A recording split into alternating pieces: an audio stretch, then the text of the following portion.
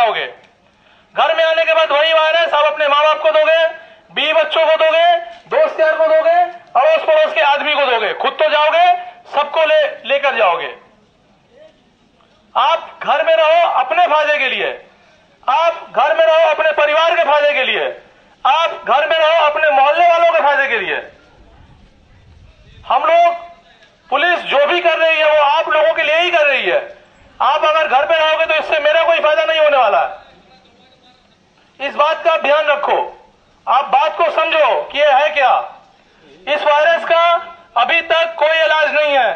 एक बार अगर आप इस वायरस के चपेट में आ गए तो मरने के अलावा दूसरा कोई रास्ता नहीं है।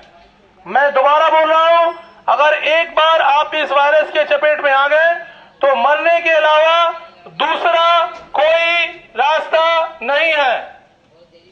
आप इस बात को समझिए। पुलिस आ गई, पुलिस ने 2 डंडे मारे, हम भाग गए। ये 2 डंडों का मामला नहीं है।